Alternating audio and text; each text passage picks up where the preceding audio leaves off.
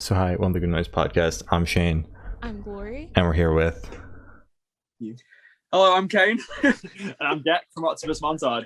And we're answering some questions today. I'm going to start. So, what inspired the creation of the band, and what does the band name mean? Alright, I'll go. We get that one a lot, and obviously we don't. Well, one band name wise, we don't have really an answer. We just kind of. I started the band just because why does anyone start a band? You want to play music, you're influenced by people. You want to get on stage and sing to a room full of people, sort of thing. Sort of formed as a bit of a jam sort of thing with some people, and then kind of just steamrolled from there. I got kind of the bug for it and just ran with it after that. Mm-hmm. And then name wise, in all honesty, like I just wrote down a load of words and then just put two together. And I was like, that's fair, yeah. Well, that's kind of unique though, because if you Google Octopus Montage, nothing else comes up apart from us and like loads of pictures of octopuses. So you can clearly tell which one's a band and which one isn't a band. Yeah. Well, if you look anywhere, there's like 16 like different answers to why our name is Octopus Montage. We tell everyone different stories. Yeah. Oh my god. Wait, so we got the people, truth. Yeah. I had to think on my feet, so I'm kind of. We usually have if we were doing text interviews where we can think about it a little bit more. Like we'll come up with some like elaborate story about like how we were at an aquarium or something, and we got inspired and stuff. Or we found an octopus on the beach and it had way too many legs. Yeah, or like every member of the band is a different tentacle because they all do different jobs and stuff. And it's like, nah, we just like winding people up with it, Yeah. Wow. That's amazing. Okay. So congratulations on your newest release, How to Live and How to Lose. How do you feel the response to the album so far? Really, really good. Yeah. Obviously it's weird because it's kind of the first thing we've really put out as like a serious band. We released a couple of EPs before that. The first EP we released, Kane wasn't even in the band. Alex wasn't in the band either, our dirty vocalist. It was kind of a lot of it was kind of just off my back, kind of doing it myself, like a bit of a passion project. Mm-hmm. And if you've heard that, or if anyone checks it out, the quality difference, the difference in the songwriting, the difference in just sort of the overall vibe is way different as well. It's like a completely different band. So it's kind of like, and we kind of see it as like a fresh start. Like you go from this album, this is who we are. Everything beforehand is just us finding our feet. Yeah. And so we're going into it like that. So we're kind of like, it's kind of like everything that we've wanted to do, we put on the line with this record. Mm-hmm. Because it was kind of like our statement, our kind of like, this is who we are. Everything else kind of is just what we were trying to do, but this is who we are. We're happy with how we sound and stuff now. And response wise, it's been really, really good.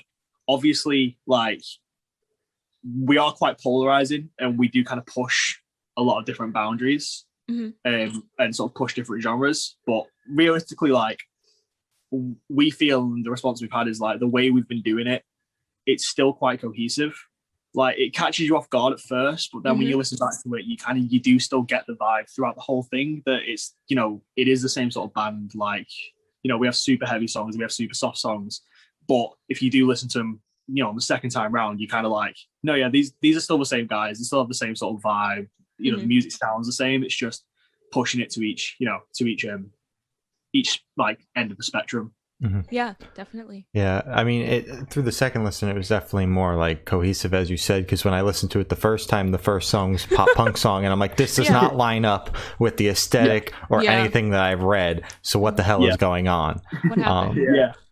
So what made you guys choose "Grow Up" as the lead single for the album? We feel that's kind of like it kind of represents who we are the best from the record. It's the best blend as well. Yeah. Very, very well blended. Shows that we have that pop punk kind of jumpy kind of groove, and then you've got and then it comes in obviously with the heavier side. So it's a good way to open an album, which is very much half heavy, half pop punk, because then it's like, this is what we can do. Now here's some of like isolated pop punk. You guys are gonna love this, and we just ran with that basically. It was it covered kind of every aspect of what we wanted to try and do. All in the same song. Yeah, it's perfect. It was a little sneak peek of what the album's actually going to be. Yeah Perfect. Just so people could get used to kind of like what sound they're about to like. obviously the most important song on an album is the first opener. So people going into it kind of understand that, okay, they're heavy and they're also pop punk, so we'll see where this goes. And then it's like, oh, they're heavy and they're pop punk. Okay, cool. No, that's cool. And then, so it's good to have that as an opener. Yeah, definitely. All right. So is there any meaning behind the album name or cover art? The cover art, not really. Like, okay, that's fair.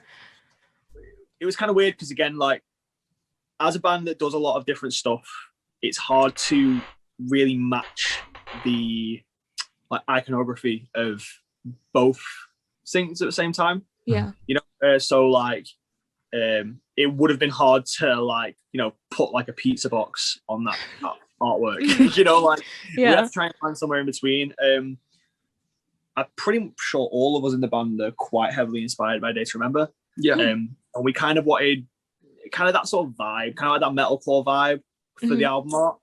And we sent the guy who did the artwork. I remember us talking about it. We wanted something that was kind of like a photorealistic sort of artwork. So something like that,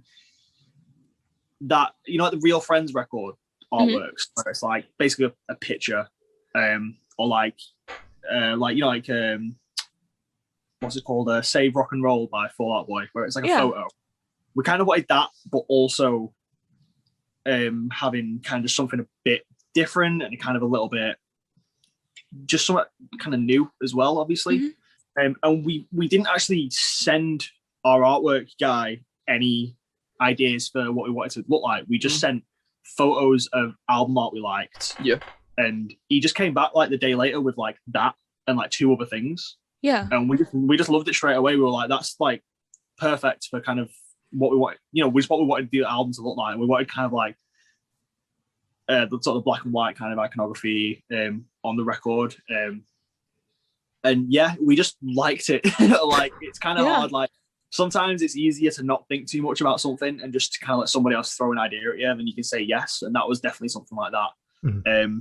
Yeah. And then album name wise, it's lifted from the song Vendetta on the record.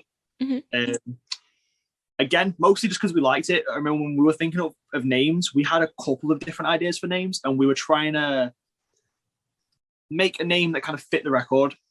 We were again trying to kind of match sort of the metalcore and pop punk kind of thing at the same time, because obviously the metalcore usually have some statement or something, and then with the pop punk stuff you can have something a bit different, you know, like Life's Not Out to Get You by Neck Deep or something like that.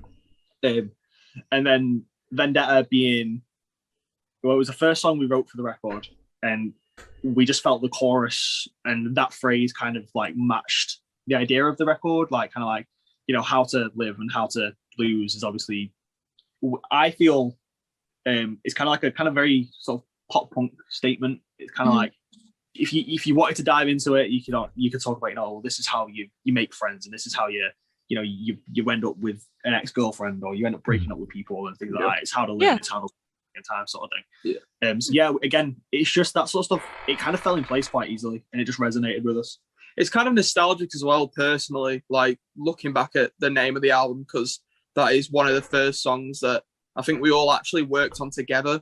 Even like, I mean, that song was like around, that song was like around before I was even in the band. Like, we're talking a long time ago. But when I joined, obviously I heard it, and it's probably the first song I actually, you know, new-wise that I heard with the guys. So it's kind of like, it's quite nostalgic personally, How to Live and How to Lose, since it's from Vendetta. So, but yeah, it just kind of fell in place. Yeah, that's amazing how like you covered the pop punk side with the title and then the metal side with the cover. It's amazing. It was a really weird fluke, that, wasn't it? I only realised that. Yeah, I think now you're saying it, we kind of just realised. Wow, so that wasn't intentional. Not really. Not really. Wow. It was cool. Wow, I was like, wow, they're so smart. Oh my god. We spent so much effort writing and recording the record that when it came to naming it and picking the artwork, we literally were just like, right, what sounds cool? Yeah, that's fair. That's fair. That's fair. As long as the content's good.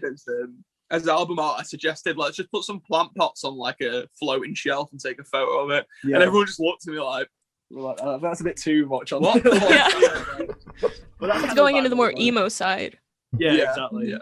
So as you guys said, A Day to Remember is one of your influences. Have you listened to the new A Day to Remember album, and what do you guys think of it if you have? It was so funny. It was so funny how it started, because I know like they've had a lot of backlash from it. Yeah. And me and Jack, when we first listened to it, we were kind of like, we looked at each other and we were like, okay, this is different. I wouldn't say, I mean, personally, I wouldn't say at first I was into it. Mm-hmm. But after like another listen all over again, I think I was just completely in awe. I was like, this is insane. Like, I remember, if you really listen to it, you kind of understand what they're doing. You kind of like, okay, this works. I like this. I remember putting on the first time, and I was talking to my girlfriend a lot about it, because I'm like heavily inspired by Day to Remember. Like, they're genuinely like my favorite band. He's got it all tattooed up his arm. Yeah, and I've stuff. got like a full sleeve of all their artwork and stuff. Oh wow. With like the so I've got like the What Separates Me From You album artwork here, and then all this goes around into like the Homesick album artwork and stuff. So I'm like, that's kind of sick. By them. Yeah. So I remember speaking to my girlfriend about it and being like, I'm really, really excited. They keep delaying it, you know, like they're obviously working on it really hard. And when the singles came out, a couple of them, I was like, oh, it's a bit weird, but I slowly kind of fell in love with them after like 2 or 3 listens. And then when the album came out, on the first day, there was like, we had this conversation where we were like, every song is really good, but also in every song there's one part of it we don't like. Yeah. So you'd like Viva La Mexico, like the pre-chorus we still don't really like, with like their group sort of chant thing, but the rest of the song is incredible. And like we're expecting like Last Chance to Dance to be super, super heavy, but then there's like sort of the clean chorus part of it, and we were like getting really hyped for it, and then it kind of went to the clean chorus bit, and we were like, oh, we thought it was going to be just heavy sort of all the way through. Yeah. That was for like the first maybe 2 days the album came out. And then we got really drunk and put it on, and then nearly cried about how much we loved it. We were sat there just going, oh, it's so good. Masterpiece. It's so good. The funniest part about that is I was like, we were getting drunk, and I was on the side of the room, and I was just like, you know what? I'm gonna text Alex right now on Instagram and tell him how good the drummer from the band, and tell him how good that. Bear in mind, like, this is just some random guy on Instagram messaging and being like, the album's sick, bro. So good. We woke up the next day with him just messaging. I saw it and I was like, why did I send it? Why did I message my the God. drummer for a day to remember saying the album's great, mate? Ignore all the haters. Oh yeah, we love it now. Like, we had it on before. We were just like singing along to it super loud, because we were driving to pick up some gear for when we start gigging again. And it was like an hour-long drive, so like we just put on the record and had it on super loud. But you gotta admit, everything we need is like, everything we need is just like one of the best songs. That's like just perfect. That's if it means a lot to use. Yeah, we have an eclectic knowledge on A Day to Remember. Yeah, you should have asked that. We can carry on. That's fair. That's fair. All right. Well, I mean, we personally both trashed on it, Gloria and I, when it came out. Yeah. But I have kept on coming back to some of the like heavier songs on the album, just because I'm more into that side of A Day to Remember than whatever they're doing now. Side of it, you should definitely check out that dance one. Yeah, Last Chance to Dance. Last Chance to Dance. That's been on. I don't know if you've heard that one. Yeah, that one's like, that's like, well, it's the heaviest one on the record. Yeah. We'll stop talking about A Day to Remember. Yeah, We'll be here for we'll be here for Oh my God. Whole podcast episode. So, can you guys tell me a little about the writing process and kind of how you guys go about writing songs for different genres and blending it and everything that you guys are doing over there? Yeah, so when Kane doesn't really write, you don't write songs, he just kind of like adds the drums, he kind of adds the flair to it afterwards, and then we all kind of talk about maybe the arrangement a little bit and stuff, but me and Alex are the people who write the songs. We come with the lyrics, we come with the instrumentals and stuff, then Kane and our bass player Davina, they kind of, I don't know, like produce it afterwards. Like they just say, you know, maybe half that chorus there, maybe double this, double that. We should have a breakdown. We should do something here and there. Pretty much, that's kind of how that's right. So when me and Alex started writing the record, I just kind of hired Alex for the band as well. So we were initially kind of bringing ideas to each other, like, oh, I've got this one, we should work on this, or I've got this one, we should work on that. And Alex is very good at, he can write quite a lot of lyrics. So, you know, sometimes like I'll write this an instrumental and send it to him and he'll come back with lyrics, or the other way around, or something like that. When we started writing the record, we had, I think he had about 5 tracks and I had about 5 tracks that were kind of demos. And we were just sort of slowly developing them over a bit before we really got our head down to actually start doing the record. And then we'd finish kind of writing a couple songs kind of together, sort of sat down, like, you know, Alex would bring like a song that was kind of 90% done, and then I'd listen to it because I record, engineer, produce all our stuff as well. Wow. Okay. He'd bring a song to me and I'd kind of then put my producer hat on and be like, all right, well, we should add, you know, an extra guitar layer here, or we should extend this bit, or I'll do these really cool effects here, or maybe we'll change that guitar part, or maybe we'll double this up, or get rid of this bit, or I don't like that bit and stuff. That's kind of how we started doing it. And then I then basically, with my songs, I just write almost a full song and then send it to guys, because I could basically write it and mix it and stuff at the same time. Then send it to them and be like, what do you guys want to change? And then we'd go from there, and we kind of work backwards. Yeah. But halfway through writing the record, COVID hit, obviously. So the UK went into like a full, complete lockdown. Like you couldn't leave the house or anything. So then we learned very quickly how to sort of email things back and forth. Alex taught himself how to record vocals at home, because he could kind of do it, but not to a good enough quality. So I had to like ring him and teach him how to record them at home. And he bought like a better microphone and stuff like that. And then it was literally a matter of sending each other, you know, 30-second ideas and building on them, and me being like, oh, can you, we kind of got into this habit of, if he was doing dirty vocals, we'd basically be like, right, well, dirty vocals are high, mids, or lows. Mm-hmm. So if you just record a high, mid, and a low of everything, I can then sit there and be like, this bit sounds like it should be high, so I can just turn the high bit on, and delete the low bit. And then we kind of glue a song together like that, and I send it back to him, and then he'd do an actual take knowing what he needs to do with everything. So I didn't have to sort of produce stuff by being sat next to him or anything. That's kind of how we do it. The songs kind of got together when we sort of finished the first sort of writing part of it. It was less amount of songs, but kind of still an even amount of pop punk and heavy stuff. Mm-hmm. So then we were like, well, we need to write some more songs. So then we kind of got into the mindset of being like, well, we need to write 2 more pop punk ones and 2 more heavy ones in that aspect.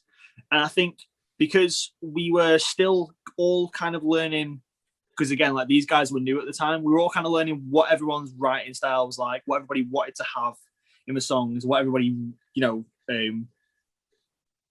were influenced by, or how they actually responded to certain areas of songs, or whether they wanted to actually take the reins and write something themselves and stuff. It was very much a matter of, right, we need to tick these boxes because that's what we want to have on the record.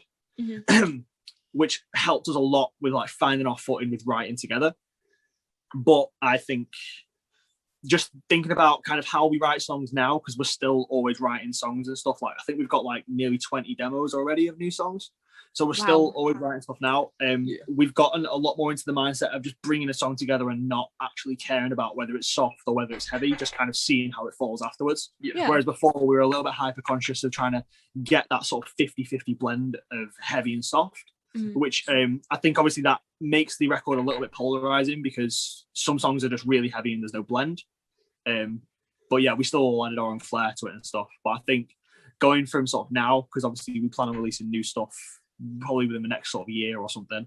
I think sort of from now there's going to be a little bit more of like a kind of like a crossover, but not to the point where it's like we're just every other metalcore band with just kind of a pop punk chorus. Mm-hmm. We just want to try and make it a little bit more glued together, where it's not just a huge jump from every song. We just want to bring it in a little bit, but also keep both aspects at the same time. And I think getting used to the writing process, and now we're all super comfortable with how we all write and how we all work and stuff, we're getting a lot closer with that, aren't we? Yeah, like for example, like I was on call with Alex a couple of nights ago, and we were up to like 2 a.m. just laughing by recording like this heavy song that, I mean, like usually that would be super hard for me and him to do, because we'd be like, but like we were just smashing out like different kind of random guitar kind of tone stuff and drum stuff, and like it's just getting that easy now that like it feels natural, like what you do. And since it's fallen like in front of us and we're hearing it, we're kind of like, this is sick. Like we can write an album, like we've done it before, we're just going to do it again. So, so the first one was really just finding our footing. And now exactly, we're like, we're just going to come out swinging even harder next time. Okay. Right. So when they say it's just the beginning, like that's genuine. This album is like literally just the beginning. Yeah. So. So do you think because you're not putting as much pressure on yourself to kind of balance it and make it 50-50, do you think this next album is going to be more experimental? Yeah, kind of. I think we're trying to, not really necessarily experimental, like we're kind of going to force ourselves to do stuff we haven't done before. Yeah. I think we're not going to kind of try and put ourselves in the boxes of being like, this should be a pop punk song. We're kind of bringing songs, like we've written like 4 pop punk songs already, and they're all on like 7-string guitars. Oh, wow. You know, like very like sort of like more easy core vibes, like kind of Chunk No Captain Chunk sort of stuff, which really, you know, covers that sort of aspect a lot more. It has like, it's still got super heavy breakdowns and almost like beat down sort of slam vibes to some songs and things, but it's like, we're not, the sound isn't changing, but we're not actively forcing ourselves to do more different things. We're just kind of just becoming relaxed, and it's making things blend together a bit more. And it's just, I personally think that like the stuff we're writing now is like the strongest sounding stuff we've done. We're saying that we've still got like we're still going to have like complete, you know, pop punk songs, because we're never going to get to the point where it's like, this song hasn't got a breakdown, it's too soft. We still want to like bring out like, you know, a full like acoustic EP of just like, you know, just acoustic versions of all the songs we've done. Or we want to do like, we've spoken a couple of times about doing like 2 EPs and doing one that's just like as heavy as we possibly can, and one that's like super, super soft. Yeah. And just release them at the same time and stuff like that. Like, it's weird. We're just kind of like, you're just having fun with it. Yeah, we're just not trying to push ourselves to be like, oh, well, we need to have like more like kind of like, we need to force ourselves to do stuff in a different time signature, or we need to force ourselves to use a keyboard in the song. We're just kind of like, hey, like this sounds cool, let's just do it and see. Exactly. Yeah. So yeah. Sick. That's the best way to do it. Yeah. So can you tell me where your headspace was whilst creating this album? Yeah, so obviously it's kind of hard because of COVID and stuff. It was very hard to kind of all get on the right track at all times. You know, getting used to dealing with everybody, getting used to communicating with people and things like that. It was very hard, but we also went into it being like, from day one, when we release this album, we're going to come out swinging. We're going to really hit every aspect, every corner of what we want to do. So we were all very kind of naive in a good sense, where we were all really eager to put 110% of effort into everything. But at the same time, we were all constantly being pushed back by, you know, the fact we couldn't meet up. Yeah. We couldn't really, you know, jam the songs out together and things like that. So we probably went through every emotion while writing and recording the album, because, I mean, you can't even like plan for everything, you know, like you literally everything happened to us. Like, you know, like we like, you know, we had to deal with, you know, figuring out how everybody worked together. Then we had to deal with how we could communicate with each other, not face to face. We had to figure out how to even like file share certain things and things like that, you know, like we had to like teach each other how to kind of like, you know, like I was telling Alex, our other vocalist, you know, like how to bounce down tracks and how to record vocals himself and things like that. So it became, if we weren't as eager and we weren't the people that we know we are, it probably would have been a lot more stressful. But we were in a good mindset where we all went in to come out swinging. You know, we all were like, no matter what happens, we're not going to let these objects get in our way, sort of thing. So we're all like that anyway. Like everything we put our minds to, no matter what comes in the way, we'll figure out a way to do it. So we weren't too concerned, but it was definitely a very strange one, and it's definitely something that I probably wouldn't really wish on anybody else. Yeah.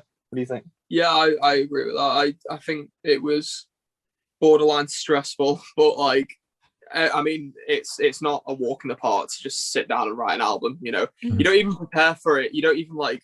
There's no pre-preparing for an album. You just jump straight into it and you go with it, and you just like, especially on a first like kind of album, you kind of just like going into like deep water straight away. So, but yeah, no, I agree with that. Like, it got to a point where I think like the last few months before COVID actually happened, we were all quite content with how it was going and how we were gelling. It kind of came together, and we were like, right, now we've done this once, let's do this twice, 3, 4 times, and we're like getting used to how we work. Yeah, we kind of jumping into this next album is kind of been quite these the next songs that we've been doing has been so less stressful, because we're all kind of like, right, we can do this. We see if it works. If it doesn't work, it doesn't work. We'll just do this instead. Yeah. We're not just like, no, we're doing this. But no, we're doing this. You know what I mean? Yeah. So yeah.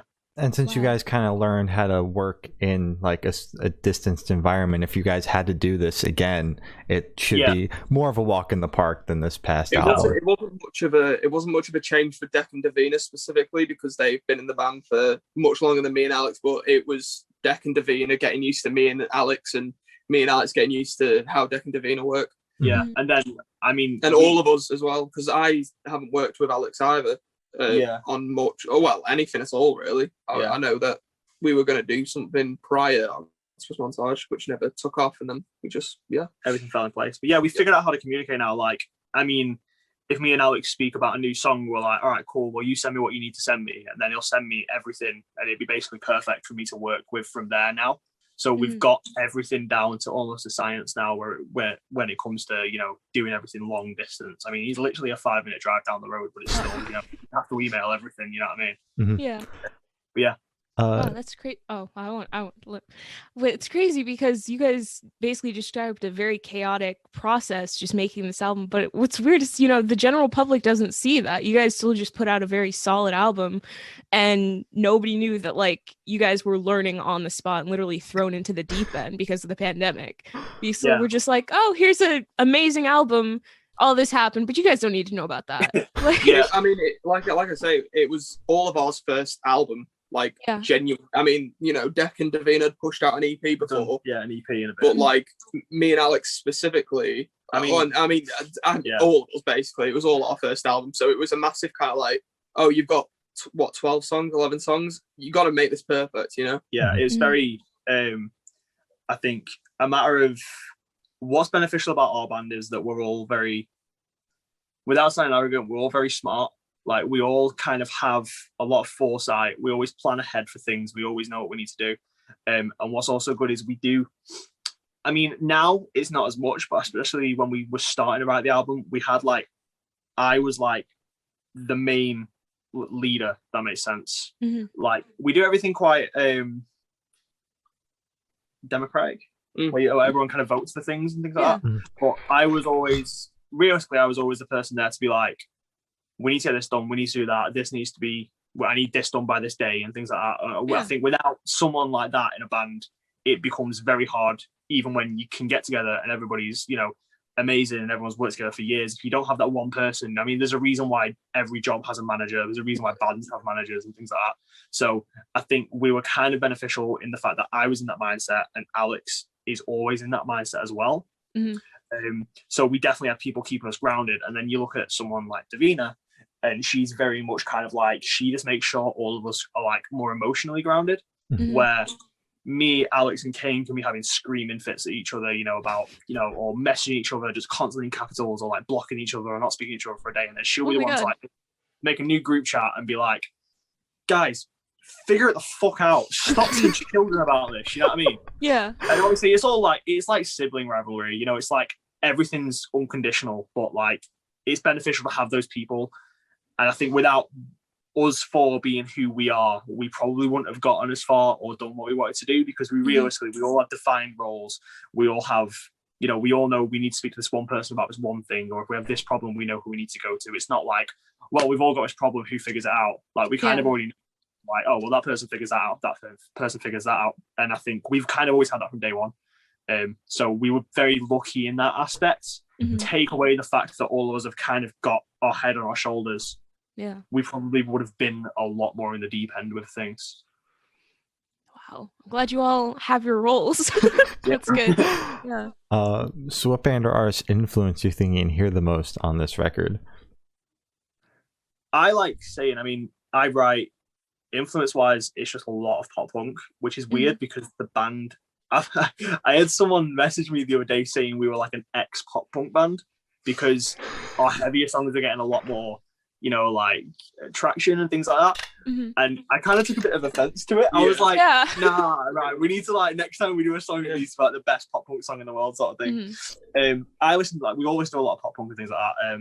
I think bands like I mean, Blink-182, we've kind of always said, especially like drumming wise, we sit down a lot and we're like, we need these songs with like Travis Barker type beats and things like that. Mm-hmm.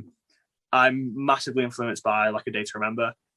And then I know Alex was starting to listen to a lot more sort of pop punk, kind of like the 2012 sort of sad boy pop punk stuff, kind of like Real Friends, Neck Deep, Knuckle Puck, and things like that. Mm-hmm. So that stuff always kind of rubs off on us. But then again, you can say it's influenced by those sounds, but we've never really once been like compared to A Day to Remember. Mm-hmm. Mm-hmm. Even though we say it's one of our biggest influences, we always get compared to bands like Funeral for a Friend or Seosin or things like that. Or yeah, so it's kind of hard. I mean, we were influenced by quite a lot of people because we don't want to be influenced by just one type of music. Yeah.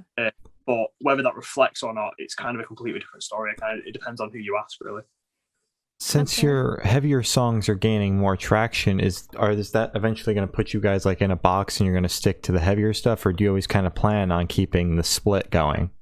Nah, it annoys me that the heavier songs are getting more. I'm like, no, that just means we need to write a better pop punk song. I mean, you look at it like... I look at it as Voices blew up because it's very, it's like mainstream metalcore. Like, you'll hear it and be like, that's like big enough to... Yeah, that's like, people hear it and be like, okay, that's cool. That's kind of like, it's got, you know, a nice verse, a nice chorus, a nice bridge, a nice breakdown, everything like that.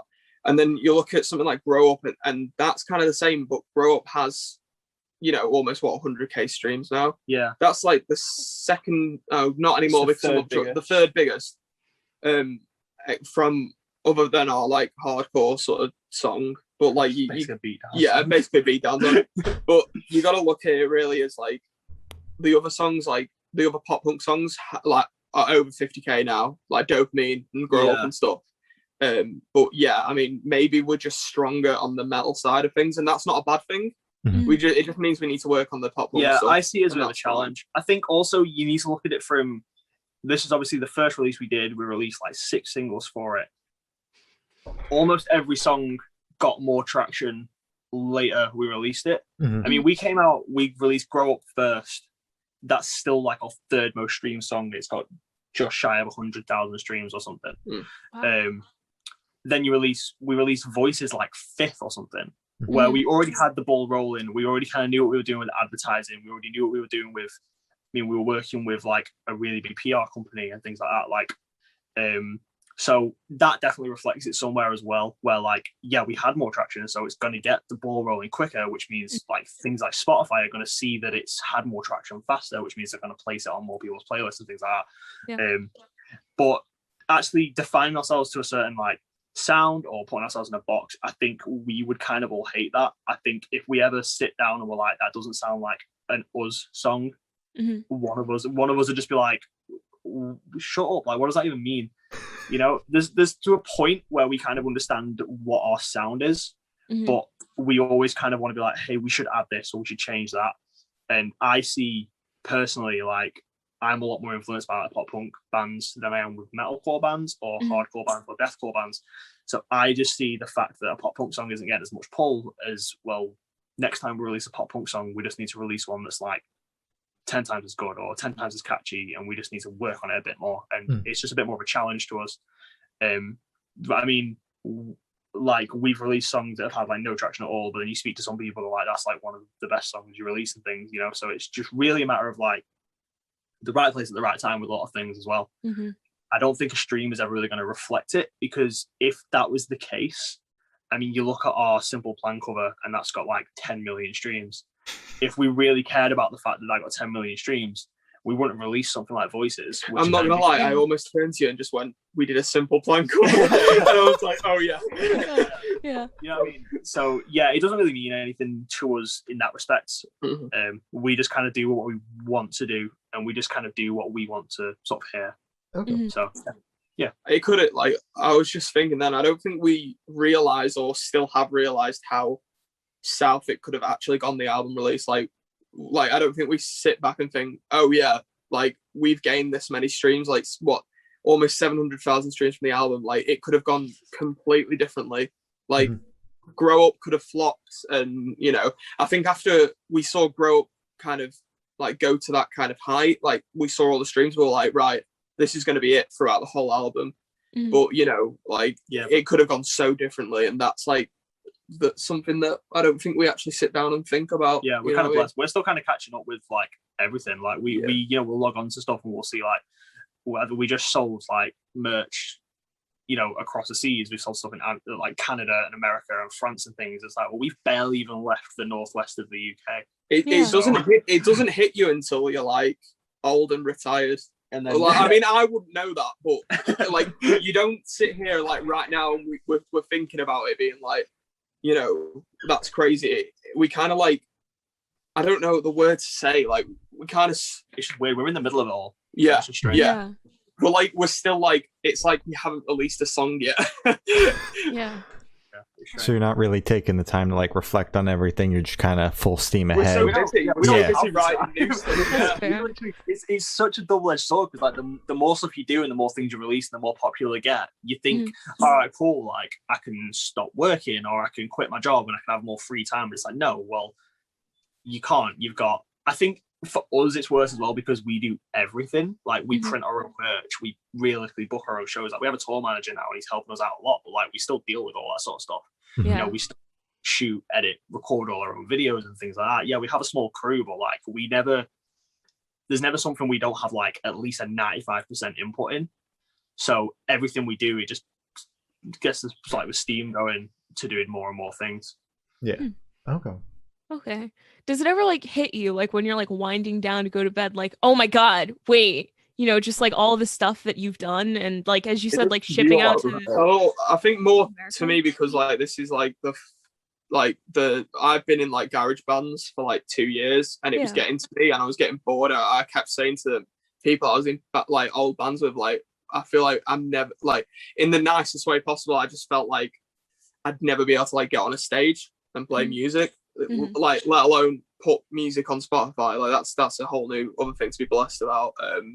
But it hits me sometimes when I see people message me being like, people who like, you know, in the past have been a bit, you know, snaky, like message me being like, yo, this is sick. Like, I'm just there like, yeah, well, you know, you wouldn't have been like that a couple of years ago. So yeah, we've all had that.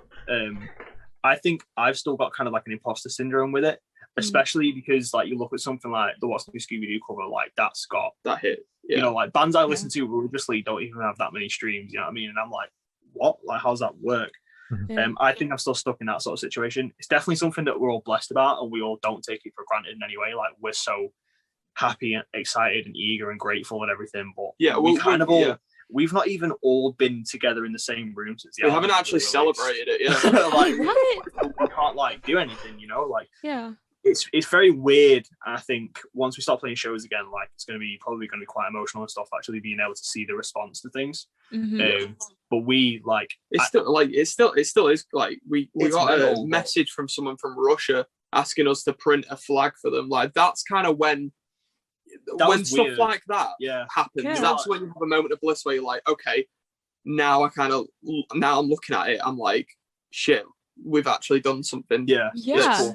I mean, Russia, like a flag, what? Exactly. It's cool. It's weird. It's just kind of, it's strange. You kind of look at it and like, you're like, oh yeah, we'll do that. And then like about an hour later, you'll kind of read it again. You'll be like, wait, what? And then like, it's like major deja vu. It's like, it's happened before, but like, it's happening again on a bigger scale. Yeah.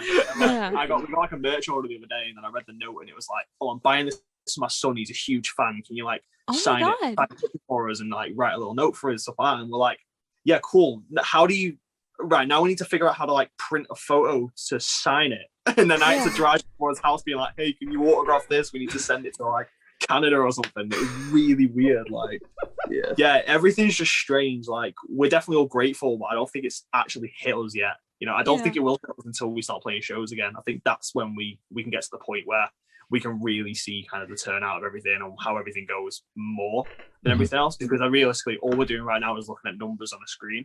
And they're amazing, but like it's not physical, so how can we do anything? I think we really connect when we're on stage together. Like even though we're all just kind of focused on doing our job, just trying not to die. Like there's moments where like me and Alex will look at each other and just be like, yeah, this is sick. Like when we played the Rome show, I remember when it was like packed out and Alex looked at me before a breakdown. We just pulled the dirtiest face. We're like, this is sick. Like, so that's when it really hits you, when you're doing your job and you're in the middle of like a storm and you're like, right, this is what I'm good at. This is what we're doing. People are cheering. This is sick. You know what I mean?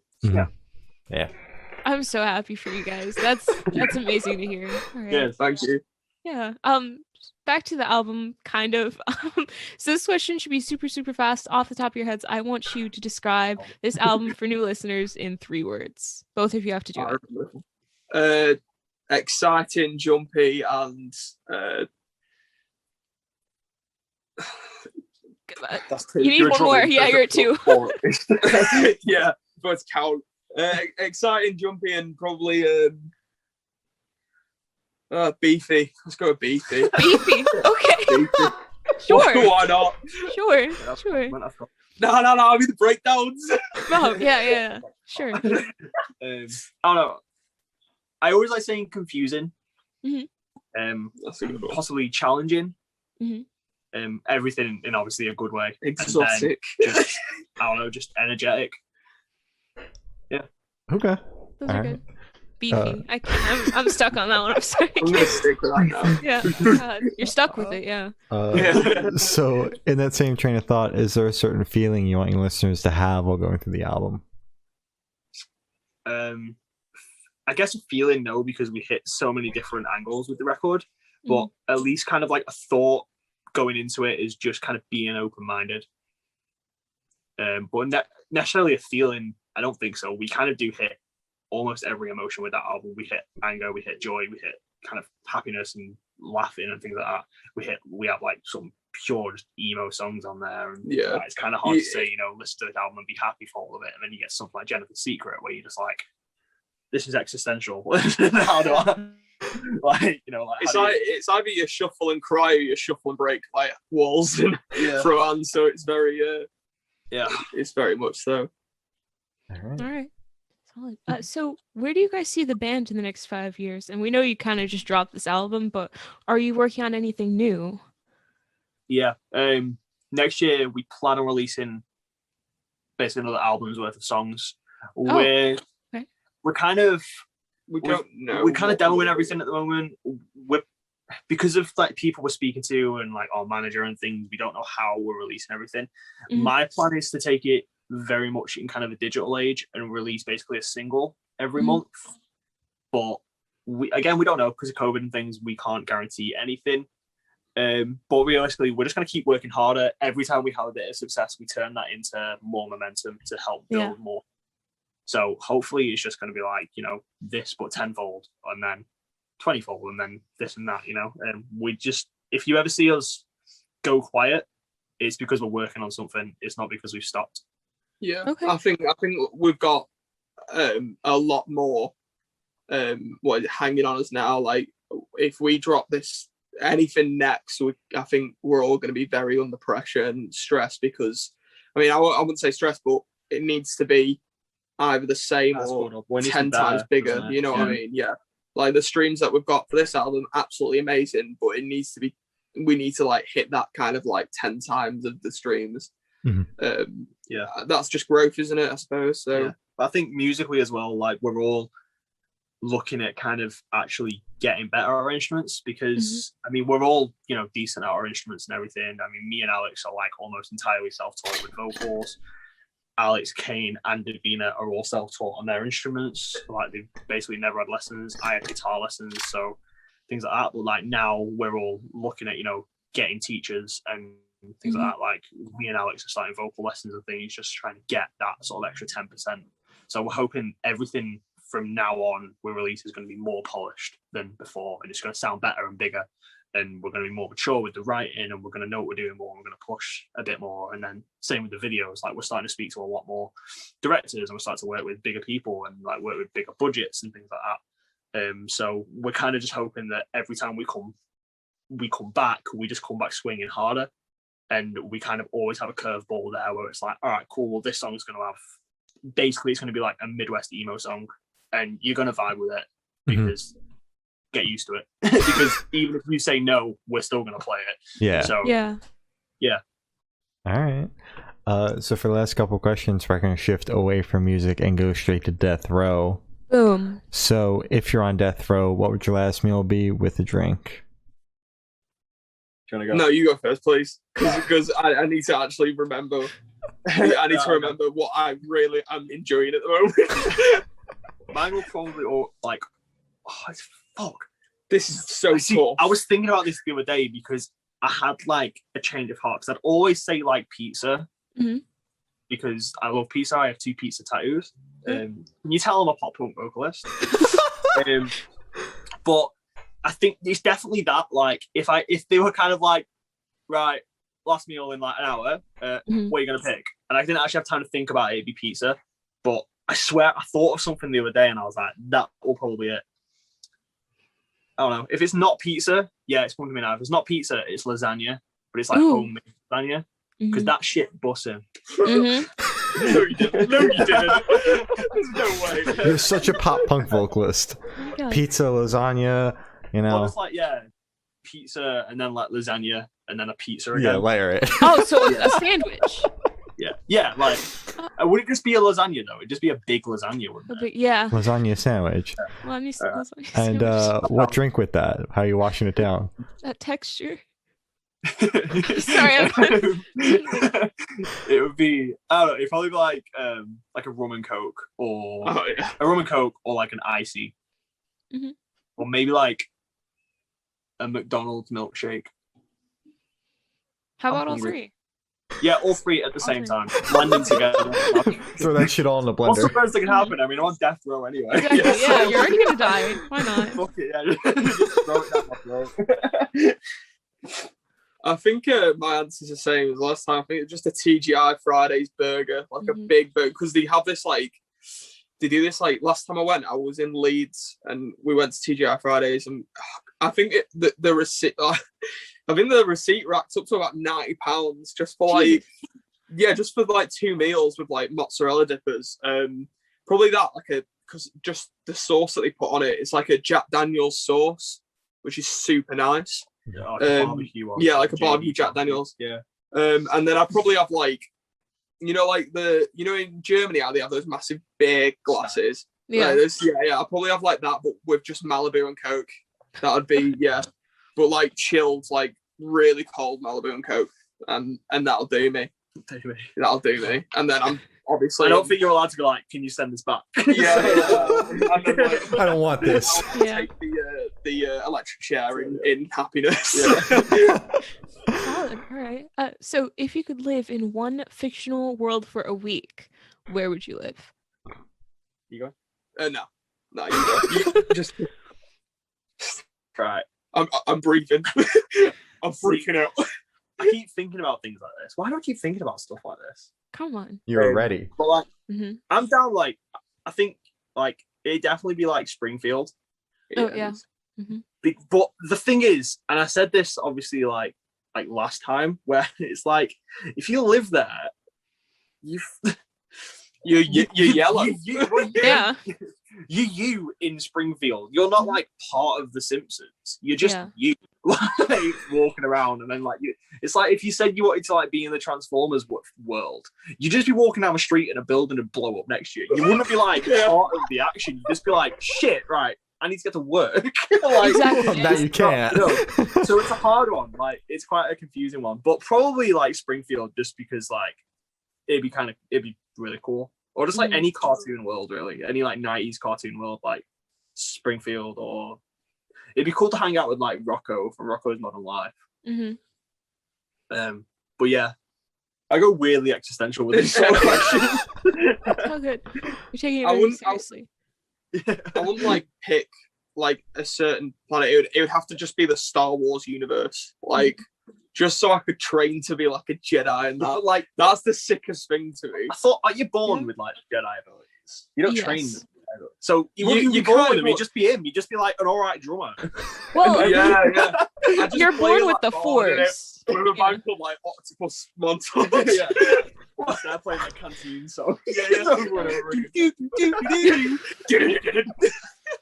be it. Iconic. Heavy metal. Yeah. So I have the honor of asking the last question, and every single person we've spoken to have said that it is the most important question. What's your favorite color? Black. It's always been black. It's literally my clothing, just the color in general. Like tattoo wise, I always want to get like black tattoos or like blackout tattoo sort of things. But black, yeah, 100%. Neon pink. Ooh. I'm not even joking. I love the, like how far apart they are. I have like 4 neon pink guitars. I have at least 2 neon pink hoodies. I have a neon pink guitar cab. Yeah, I fucking love that color. It's a pretty good color. I mean, my hair was that color in like the Voices video and things like that as well, you know. So it's just a cool color. I have to agree with you on that. Your laugh caught me on. Your laugh caught me off guard. Water went out my fucking nose. God damn it! Screech. I was like, I don't know why. Were you so expecting funny. anything different though? I mean, fucking like Weirdly, I was expecting like purple, and all of a sudden, I'm just like neon Pink. With the most dead serious look on your face. Yeah, it has to be like it's called safety pink, where it's like, you know, like Hive is yellow. Mm-hmm. They do that, but it's pink. Where it's like literally a high visibility pink, Yeah, and it just glows. Yeah, that shit's cool. That's cool. pretty good. Yeah. So as I said, that's all the questions we have today. Is there anything that you guys would like to plug?